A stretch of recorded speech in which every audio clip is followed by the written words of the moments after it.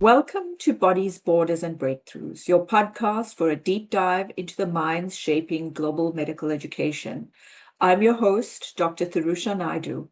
In this episode, we'll be exploring the work of Dr. Saleem Razack, pediatric intensivist and medical education researcher at British Columbia's Children's Hospital and the University of British Columbia. He's an innovator in changing discriminatory practices and systems in health education and healthcare. His work is at the intersection of academic and clinical thinking. From his leadership roles to his research and residency programs and faculty consultation on the issues of equity in practice, he strives to bridge the gap between research and the application of research to educational policies in order to achieve social justice. Dr. Razack, welcome to our podcast today. It's really an honor to have you. I want you to start. We're interested in hearing about your narrative, your academic narrative, your personal narrative. How does that weave together? Tell us the story. Yeah, it's thank you so much for having me, Teresa. That this is I'm so excited by the title. I'm wondering what we're going to talk about, bodies and borders and so on. Um, but in terms of my personal narrative and my journey to all of this, um, you know, I always say that it all starts because I'm the baby brother of six, so I always had I had five extra sets of parents who were always pushing me along and helping me, my Yeah, older siblings. But my journey to medicine, I would say one of the things was the experience of being a little kid and having my brother studying medicine. Because my siblings were quite a bit older than me, and I was younger, and he was studying medicine in Jamaica because we are from Trinidad, and uh, in the intervening time, we emigrated to Canada, and so then I, became this immigrant in Canada. But the experience of um, having someone studying far away, that sort of idea. We used to say in Trinidad, overseas, but that really meant England, but not Jamaica. But studying far away to get some skills to help people was very much part of the narrative that we had. And I kind of reflect on one of my favorite movies, which is this movie called Guess Who's Coming to Dinner, with Sidney Poitier and Katharine Hepburn and Spencer Tracy. And that I movie know is, it. yeah, that movie is about an interracial romance, and it's sort of set in the 60s, and what happens in it is that the couple who got married, which the husband was Sidney Poitier, come back to have dinner with the wife's parents and his parents as well. And that's why it's called Guess Who's Coming to Dinner. But a real premise of that nobody really talks about was that he was a doctor at the World Health Organization. That's what he was doing. Mm, And he was flying to Geneva that night, the night of this right. dinner.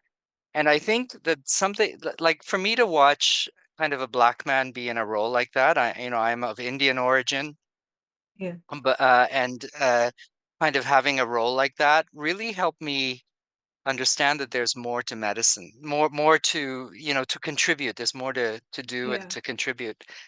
And then, the journey in medicine really, which has been a wonderful one of constant observation of 100 acts of random kindness every day. right. As you're practicing, you see that you see the people you work with doing these most amazing things. So that's kind of been my journey in medicine. What strikes me, and I want to focus on, the bodies aspect of our conversation. What strikes me is how finely you looked at the, even the borders between sort of black and brown and white bodies and where they belong, like from the 60s in medicine. So it was almost like it sounded like it was when you first started to think about being a physician, it meant crossing some kind of border, whether it was a border between your brown body, which needed to be seen as a physician identity, or crossing oceans. There was that idea of crossing a boundary of identity and being start was almost sounded like it was almost intrinsic when you first started thinking about this. Yeah. Say more about Um, that. so uh, dare I say it, I have taken it and owned it as my own now. Like being a doctor is completely a part of my identity. But I think back in the old days when I was trying desperately to be part of this community, I think I understood that it was kind of like a white space. Um, I may not have had the words at that time for it, but I think reflecting back, a kind of a space where you have to, your identity has to emigrate, really. Um, uh, and um, and uh, you are you have permanent residence in the place, but you're not a citizen yet, you know? And that was always clear to me. And I think in the early years, I would have said that one of the biggest things that I did was to kind of behave through emulation. And the rest of the journey has been about figuring out how to misbehave in really good ways that help patients and help learners, because I work in medical education as well. And also, uh, what is me in that as well. That's super interesting. I love the language that you use, that your identity has to emigrate. And in that process, you have to emulate the identity of the good doctor. So being a permanent residence in a space that's not yours and always being aware that at some point you could lose your identity and citizenship. But I also Hmm. like very much what you said towards the end, which was that you've now learned how to transgress because you've moved into a Hmm. different space in this. And as much Hmm. as your history and your family history is from Trinidad, you're very much a Canadian. You're very much Hmm. aware. You're very familiar with Hmm. Canadian medical education environment. And people outside of it might not be aware of the social and cultural variations in the country. For example, you've lived in Montreal and now in BC. And reflecting on your work with children and families, which takes you really to the intersection of life, emotion, really the most intimate and private parts. What can you say about that cultural, social variation? What lens and what vision do you have from that space, from inside Canada? I think, Canada is a diverse place, right? So multiple Mm, different kinds of ways of being. And I certainly, I lived a lot of my life in Toronto, Montreal, and now Vancouver. And I would say that, and I worked also in the space of diversity, equity, mm, anti-racism in Montreal and in Vancouver. I think that being in Montreal gave me a great sensitivity to how language talks about things differently, how mm, languages talk about things differently, and how that can shape reality. So just a small example of that is the word in English that we often use is affirmative action, and it has a pejorative uh, side to it. But it's kind of like trying not to be when you hear affirmative action. In mm, French, the word is discrimination positive, right? So positive discrimination. And it just changes a little bit the psychology of the actions that are engaged with that. So very much reflecting on how language affects things, but also culture and history. I always say that the conversation around equity and diversity in Quebec was a lot harder for me than it is Mhm, here in Vancouver. And I'll say that because I feel that there probably will be colleagues whom I know from Quebec who listen. I'll say something very positive. I miss that. I miss that conversation. I miss the reality of it. And mhm, I think really good things are being talked about in Quebec. But mhm, but in Quebec, one of the things is that um, if we are to make a little bit of a joke about it, you know, everybody is an oppressed minority in Quebec, right? That kind of thinking is a big part of everybody's thinking. So it creates different ways of talking about when that is not quite the case here in British Columbia. It's, it was colonized by the British. It is on unceded territories of of many, many indigenous nations, and then there's this massive immigration thing that has happened as well, just well, also like Montreal. And that that's like a different way of talking than in Montreal.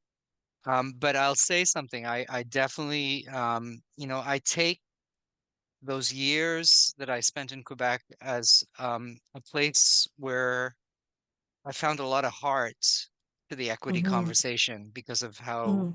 how different you had to be in it. What's always struck me about you are how deeply reflexive you are about what you've just spoken about over the last few minutes.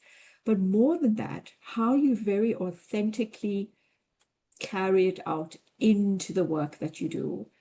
Um, how did that all happen? How do you do that? How do you carry this learning, this self, this being, this identity, both as a physician, but in all your multiple personalities and identities? How do you carry that into the work that you do? I think again I'm gonna get personal. You know, um it's funny, my dad not very well educated man, but very, very smart, and I always remember Mm, him Uh, my sister used to bring home university texts, and he would read them all, and she was kind of studying history and more interesting things than science, right? Which is what I was studying. yes. Um, so he would read them all and become quite knowledgeable. But my dad, for me, is kind of like this ethical voice. He's been gone many years now, but whenever I think about is there a right thing or a wrong thing to do in medicine? Right. There's kind of like this voice that's in medicine even like he's wasn't a doctor but um uh the ethical practice of medicine his voice is always there and a very big part of that voice which is also my voice because of how I've been influenced I would say has been shaped by notions of colonialism and its effect on you the globality of it. Yeah. I think whenever we notice colonialism, it is simultaneously a very local phenomenon, very grounded in the place that it is, and there's nothing like living in British Columbia to see and Yes, understand yes. that in that level on that level. But it also is part of this massive worldwide structure, and when you're of Indian origin in the Caribbean you kind of know that because you know that your people got there not because of anything to do with you, but because the enslavement of African people ended in the British Empire. And there was also this expansion going on in India, and there was this need to bring indentured workers, right? Like, Hmm. that you are just, in some ways, you're just part of these global movements, these Hmm. global forces. And I think my dad was like that and brought that in. And what I bring to medicine is trying to notice that in the clinical encounter and understanding social justice as a determinant of health, right? And something that you can deal with in the clinical encounter, just like you can deal with, diagnosing meningitis and needing to give antibiotic. You, again, early on, I did not have the words for any of this, like, because nobody Mm, taught me anything like this. Mm-hmm. I knew that this was what was going on, but then it was really reading, reading lots of things, but reading first sort of medical authors who would be talking about things like social determinants of health, which was like a new term, Mm-hmm. but then getting more deeply into what I feel. I always wish I had obtained a PhD, but I've done enough reading now to be okay, I Yeah. think. But I do Yeah. feel it like um um reading Paulo Freire, reading bell hooks, reading Yes. you know reading these kinds of things, Right. um but also personal. Yeah. But I want to ask you, what areas are you reading in at the moment that would inspire educators, clinicians, and social scientists? What are you thinking about in the moment? Because you always do this really well, education, clinical work, and the social side of things. Where are you reading? What are you grappling with now? What I'm um we've lived through a couple years, haven't we? Uh, I mean, Yes, probably everybody yes. feels that they live through interesting times, but I really feel that these last few years have been very interesting times. And, I'm Mm, thinking about kind of like the conflict in Gaza, Israel, mm, Gaza, world events, and mm-hmm, how those have been playing out in academic medicine.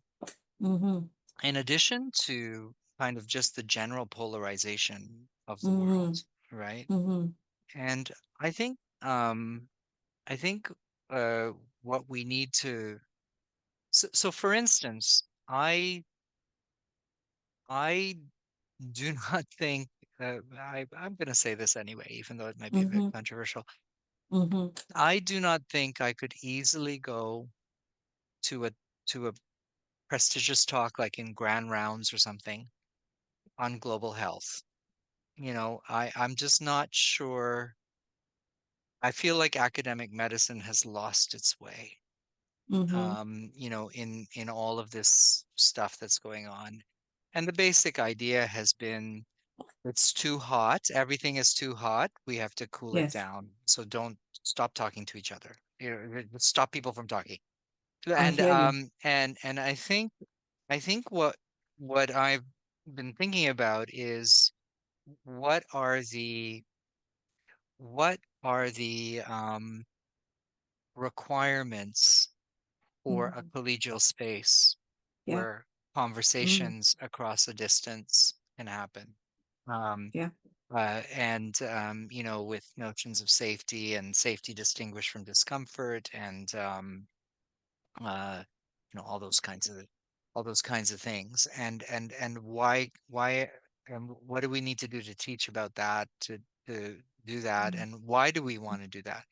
And mm, I have just starting to read, but I will put it out there. I'm starting to read an indigenous scholar, Willie Ermine, mm, who has written a fair bit about the space where the conversations can happen between indigenous mm, people and colonizers, for instance. mm-hmm. And Yes. I'm seeing a lot of um, really cool stuff there. Right. Um, that might help us. So that's kind of something I'm kind of lately been thinking about. And why do I do that? I do that because I, it's again I am so invested in this thing, like I just want people to thrive in it, and I think that they're not at times at the moment. And I want us to find that again. So, as always with these conversations, I wish I had hours and hours to speak, but I know that I will get hours and hours with you in future. So, Dr. Saleem Razak, thank you so very much for your insights and your passion and your guidance and your wonderful words. You didn't just speak to us about the context, you said it in such a beautiful ways. I'm hoping that many people that hear this will be as inspired and feel the enthusiasm that I always do when I speak to you. Thank you so much. Thank you for having me.